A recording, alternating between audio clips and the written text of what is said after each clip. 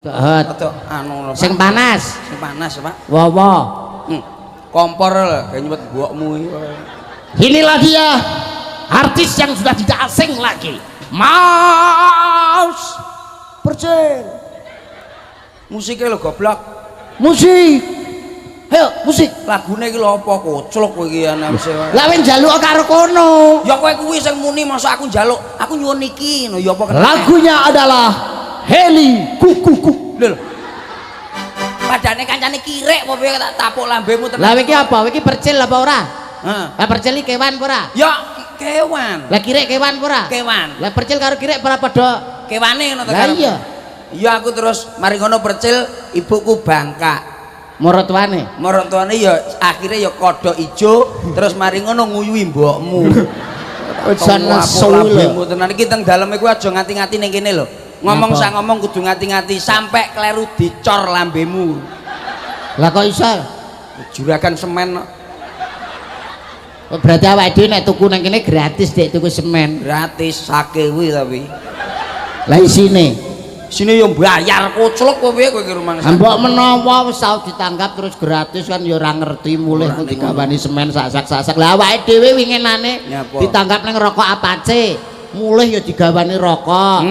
Nang pabrik gula kae mulih ya digawani gula. Lah awakmu ndek kenane ning ndi? Lah tanggapan ditanggap juru kunci mulih digawa mayit. Loro. Cilik-cilik ambune ra enak. Lumayan kok kena dienggo pipa. Putri, oh apa Pak iki Pak tulisane? Aduh, maca ya ora becus ngono. Putri pertama dari Bapak Winarko kalian Ibu Lucy Brahman. Lusiati. Wong renek bareng mbok. Putra anu Mbak Rizky Ratnawati. Oh alah iki wedok to anake sampean Pak. Iya Pak. Ya wedok jenenge mantu ya wedok kok iso. Oh iki mantenan to? Manten. Ya ampun tak kira lak sunatane Pak Win to iki mang. Lah rumangsamu Pak Win kok sunat neh ora ya suwe-suwe entek apa piye? Ora nek manten tenan to Pak iki. Manten. Oh Mbak Rizky Ratnawati kalian Mas Pedral di Febda. Goblokmu nulis no Febda. Dias Permana. Wah, jangan ditungane Pak. Ya wis tak dongakne mang sakinah mawaddah warahmah. Iya wis Pak lah. Donga sing apik. Wis tak dongakne sitok ae wis. Karo apa? Dongamu apa? Ndang meteng. Kok ndongakne kok ndang meteng. Pak Win lak duwe putu ya seneng goblokmu. Lah maksudnya ya ngarepe piye kok iso donga? Ndang meteng. Lho donga apa lho? Donga sithik ae sementing singkat padat tapi jelas. Wah kuwi ora jelas-jelas ndang meteng ngono kuwi. Lho ora ning ngono manten kudune piye? Karo maratuwa ya kudu sing rukun. Ngomong ngono manten-manten kuwi. Ae ra roh aku kok. Nyapa? Aku lho bar padu karo maratuwa. Lho nyapa patenono ae. Rencana wis arep tak pateni ngono lengone rong entek kok. Lah karepe padu lho nyapa? Aku kan winginane kan baranu to. Apa kuwi jenenge andum-duman warisan to. Wis warisane wis dindum lho jane. Antarane bagianku karo bagiane maratuwa. Akhire sing sisih tengen iki bagiane maratuwa, sisih kiwa bagianku. Karepku kan ben ketok enek watese. Tengah tak tanduri gedang. Ya bener no lho kowe berarti. Tengah tak tanduri gedang tapi nek perjanjiane Dik. Perjanjiane piye? Engko nek gedange mangklung mengiwa, kuwi berarti hakku. Woe Hakku, tapi nek mangklung nengen kuwi hake maratuwa. Akhire jam 4 lho. Gedange mangklung ngiwa. Iya. Terus piye? Lah kok jam 6 sore aku arek kadus lho malah mangklung nengen to. Iso gedang iso ngungkek terus piye lho? Tak inceng iku lho jane mendek jam 4 iki jek mangklung ngiwa ning nggonku kan berarti hakku lho. Jam 6 aku arek kadus arep magrib lah kok mangklung nengen malah nggone maratuwa sik tak inceng. Maratuwa metu ora? Maratuwa metu karo mlakune alon-alon ketoke diungkek ketoke aku. Jam 8 aku robos aku karo lingak-linguk ngene. Gedang tak ongkek ngiwa nah. Sret dadi hak milikku. Tak tetep nang kono. Lah kok maratuwa ya temik. Jam 9 punjul seprapat diongkek nengen neh. Dadi aku karo maratuwa kuwi sewengi ongkek-ongkekan gedang. Wong perkara gedang. Ya alhamdulillah tapi matur nuwun aku entuk pandongamu. Sewengi aku ongkek-ongkekan gedang iki alhamdulillah. Nyapa dadine piye? Gedange saiki bosok. Ora ning ngono kuwi sik tragis nggonku. Lah we enek kejadian apa karo maratuwa? Maratuwa Pak Naryo Pak Kada. Melok wong melok. Tenan Lah aku. kowe kae biasane ngono aku nerokne kowe kok. Piye? Jare menurut kamu coba Pak Kada ya tak tekoki. Ora. Pak Sunaryo. Kuwi kono lho. Ora wani bareng melok. Ora. Ora. Apa direken aku ra wani? Ya wani. Nang muni ya. Pak Sunaryo.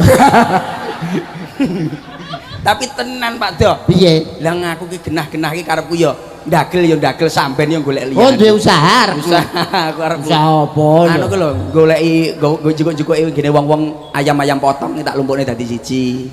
Oh, usaha ternak ayam. Ternak ayam.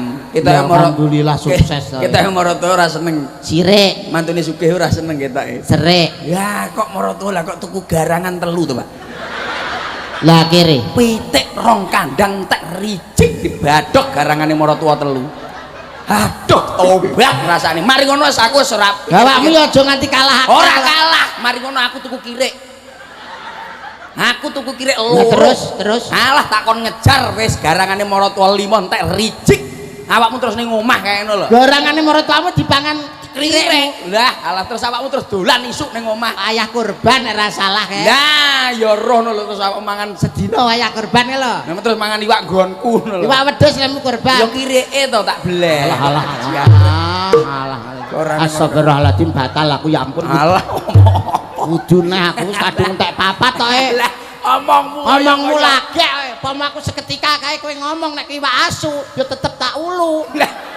Wow, kamu iki mantenan Mas. Mantenan iki manten iki luar biasa. Gampang lah menurutku iki. Lah manten iki paling gampang pokoknya Gampang. manten. Sing angel ki malah manten lawas-lawas lho kandhanane angel-angel. Wong manten iki kuncine mung duit 1 juta. Lah kok iso duit 1 juta? Duit iki dari tembung doa, usaha, iman dan takwa. Duit 1 juta. Setia. Hah? Jujur, tabah. Wong rumah tangga harus dilandasi dengan setia. Sing lanang setia karo sing wedok, sing wedok ya setia karo sing lanang. Ora ana ning donya wong sing paling ganteng kejaba bojoku, ora ana wong ning donya sing paling ayu kejaba bojoku. Itulah timbul rasa setia. Ngono ya, Pak. Nek wis bar setia terus jujur. Wong jujur ki nek duwe kaya pira wae, asil pira wae mulih ya langsung bruk kekno sing wedok kabeh. Kuwi wong lanang sing apik duwe kaya pira wae bruk kekno sing wedok. Kowe bosok berarti kowe iki. Lah kok iso ngarani bosok? Umpamane awakmu sedina oleh 100.000. Kekne bojone kabeh iki lho Dik, kayaku nyoh. Ketara lak kowe wong ngapusi. Lah kok ngarani aku ngapusi? Wong lanang iki saiki lho golek ana to sakmene mbane iki lak kowe wani ngomong. Gak enek sing jujur. Alah pira wene wong lanang ora enek sing jujur. Kowe engko tapuki bapak-bapak lho ngarani wong sakmene mbane. Kowe ngarani Pak Winarko ngarani Mbak Mis ning ngarani wong sakmene mbane ora jujur kok ditapuki tenan iku mulih merek metundi kowe. Lah umpamane oleh 100.000 langsung bukane bojoku. Langsung tak kekne aku. Lah umpamane kowe tuku rokok njaluk sapa? Njaluk bojoku. Wah, berarti kamu itu di atas di bawah perempuan termasuk. Lho kadang aku ya ning dhuwur. Loh, ora kuwi. Maksudnya standar iki ning isore wong wedok. Lah maksudmu piye ta? Contone kaya aku iki lho, umpamane dhuwit 100. Ngomong ae oleh 50. Oh, berarti ra jujur. 50 kene bojo, sing 50 diselempitne untuk dana kenakalan. Wah, iki ra beres iki jenenge. Jangan ditiru Mas Manten. Ini adalah contoh yang sangat keliru.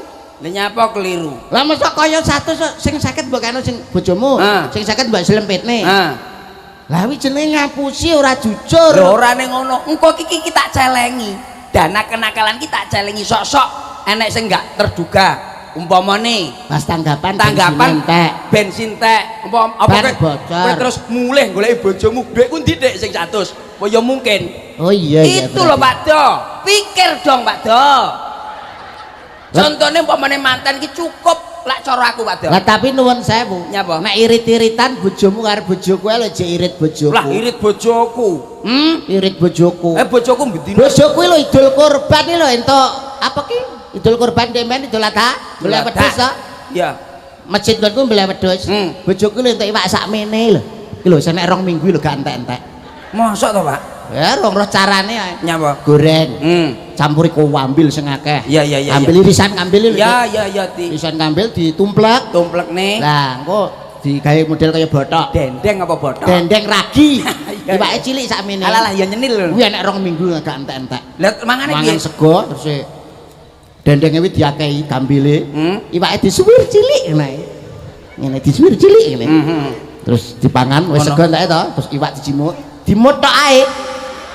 Kok terus dibalekno neh. Gilani kowe iki. Wis enek 2 minggu lho gak entek gilani. Nggon ngonoan ki tekono bojoku lak botok klopo iki. Lho, iritmu lho nggon di pindang kowe roh pindang ora? Roh pindang. Pindang sitok sesasi rantek nggonku.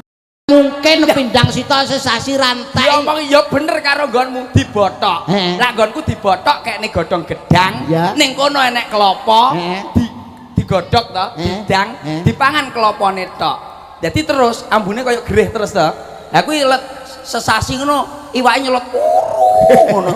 Wong dijekuk sarine tok. Tapi jenenge wong lecek. Mas manten karo Mbak manten cukup sis ngono tok wae. Lah nyapa kok dadak sis? Loh, lah ya sis ki enek tegese, Pak. Arti daripada sis? Sis yang pertama itu suka. Jadi manten lanang karo manten wedok ki padha senenge.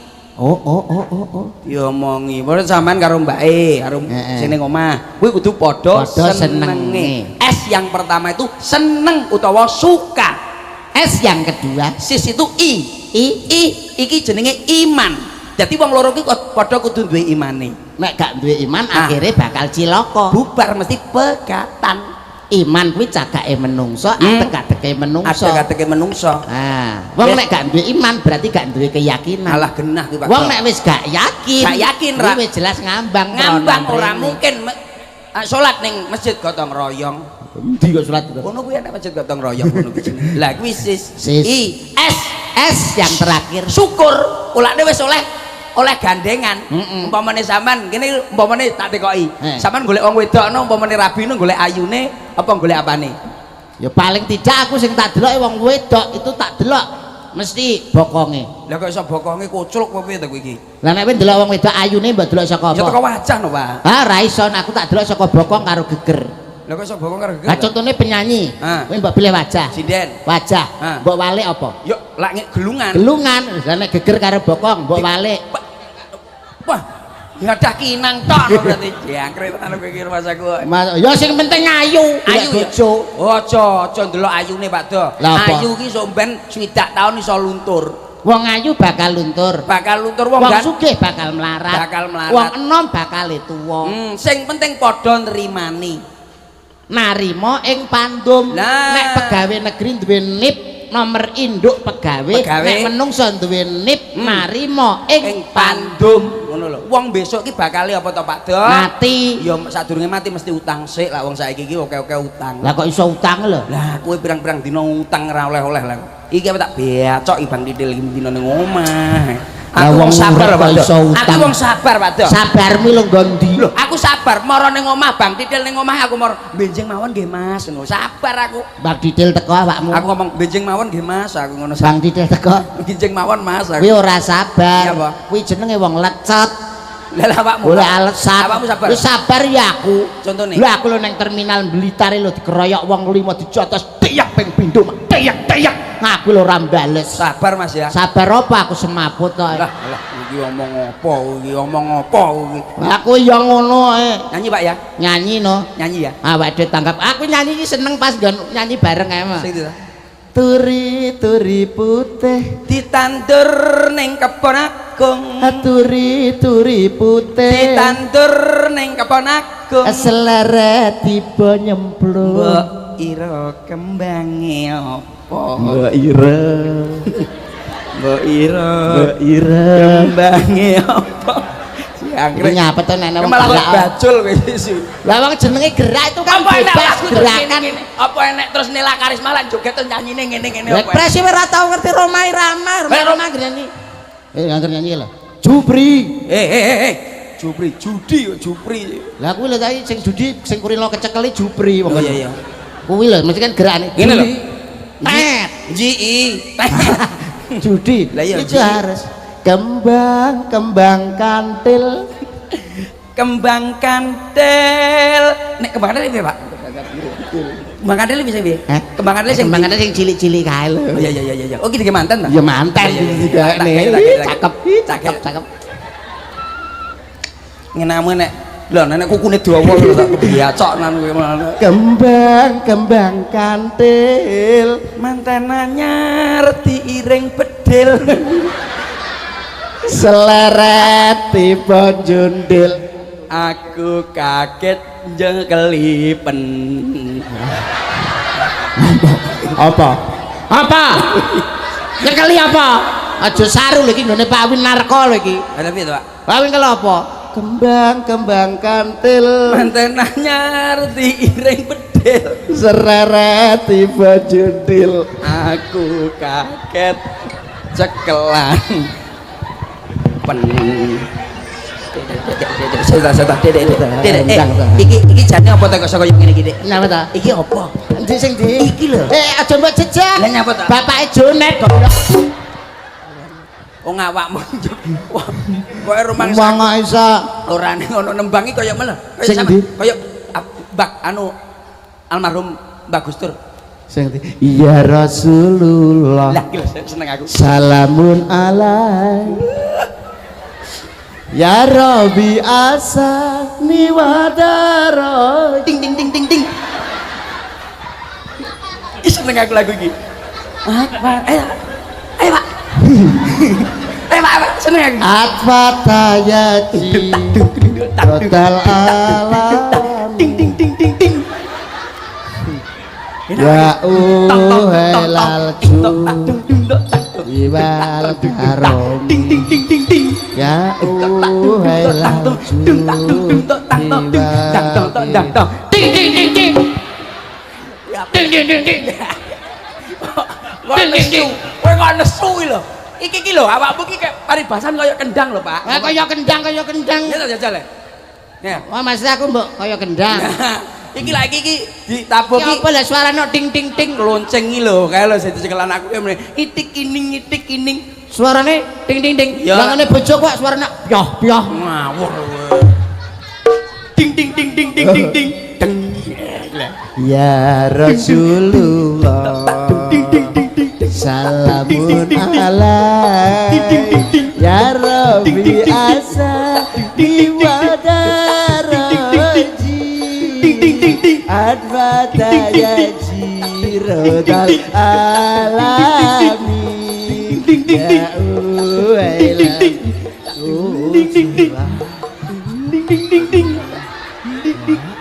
Nyapa lho kowe iki lho. Lembar remet ya ya. Kayak iki lho Pak Repe kak. Suwe-suwe ya keri. Nami kula niki enggih Mas Yuda. Monggo sami ndedonga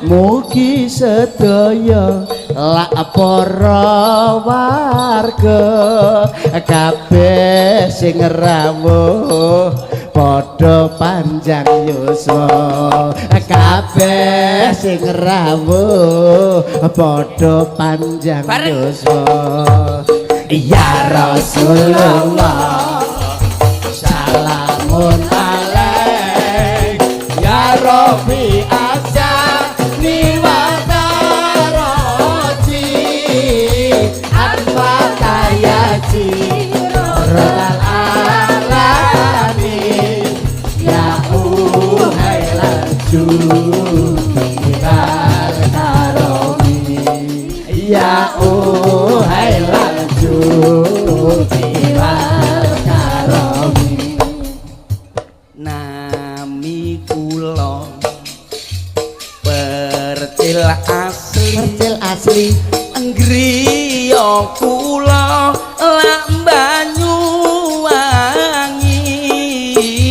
aku lak nesu rada ngedeni dicandak dirangkul karo bojoku terus dimii kurang ajar no ibune marai cah cilik-cilik kurang ajar no tuwekmu sakmono jek mik orane maksudnya kaya Mbah Sandirono banyu aqua